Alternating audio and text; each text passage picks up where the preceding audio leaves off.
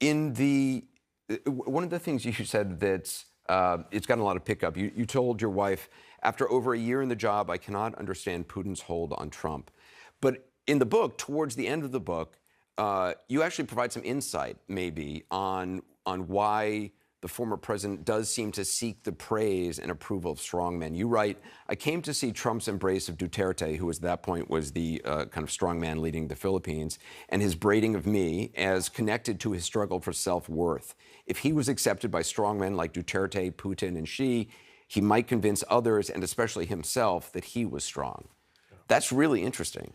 Well, I think I had some time to reflect on it, and I'm trying to explain really the strength in some of the aspects of the president's character, but also the vulnerabilities. And of course, at times I was reluctant to write some of this because I thought, I don't want to give, if he's reelected, kind of a playbook of, how you can maybe manipulate But every Donald leader Trump. knows, every reporter who interviews Trump knows. I learned this early on back, in the first round. He's the most susceptible to flattery of any public figure I've ever interviewed, and I think every world leader knows this. Right. You compliment Trump in an interview, you can then ask several questions which are aggressive that he won't get as annoyed by because you've complimented, the size of his crowd or whatever. Right. Yeah. So what I hope is the president will learn, from his first experience, understand, Vladimir Putin, for example, will never be his friend. He has real friends among our allies who he ought to value higher and value those relationships higher.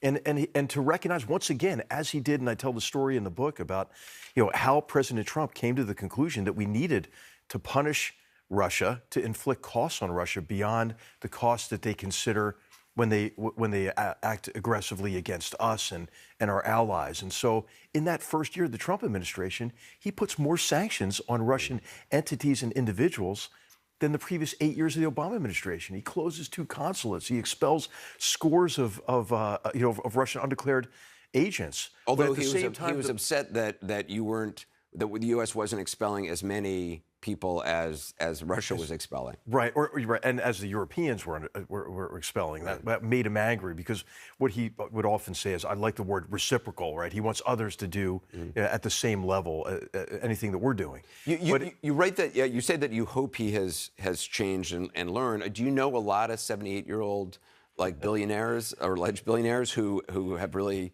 have big evolutions at age 78? No, probably not. But I did see him learn and adapt and really evolve his understanding of situations, right? People would often say to me, oh, does he listen? Does he? Yes, he does.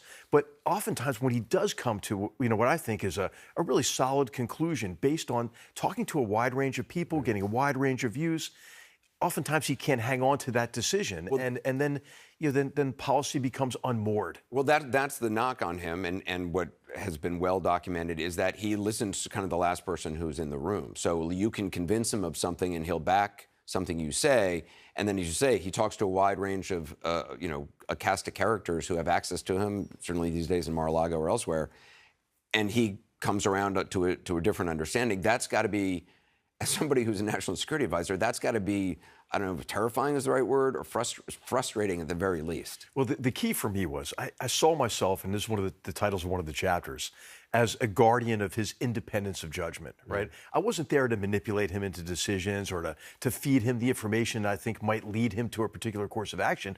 I was there to give him best analysis and multiple options. And that's one of the lessons I had learned from studying Vietnam. I want to play some of what other high-ranking military officials have said about the former president after working with him. We don't take an oath to a king or a queen or to a tyrant or a dictator, and we don't take an oath to a wannabe dictator.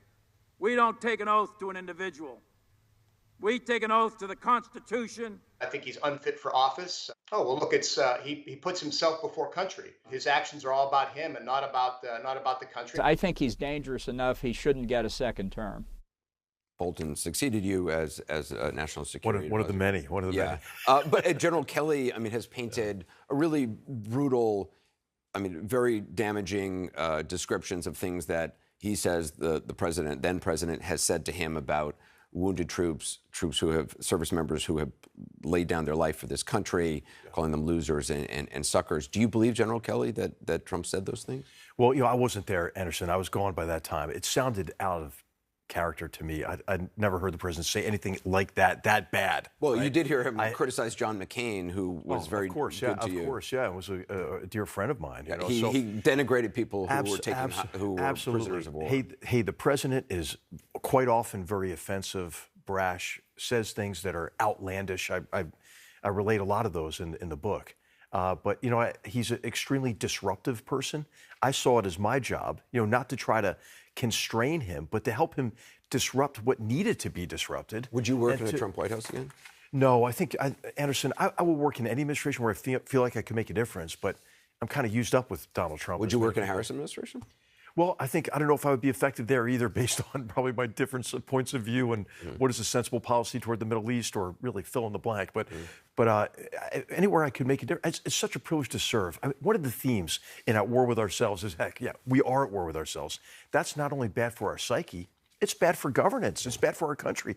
And I hope that young people, if they read this book, will feel a call to serve, because, you know, the tone in the book is not one of, you know, whoa, that was such a hard. I mean, it was a privilege to serve in that job. It's a complex portrayal, and there's a lot of stuff you liked about what went on in the administration, and you're also very honest about the things that you saw that were disappointing. Yeah, absolutely. Gentleman McMaster, I really appreciate your time. Thanks, Anderson. Great to be with you.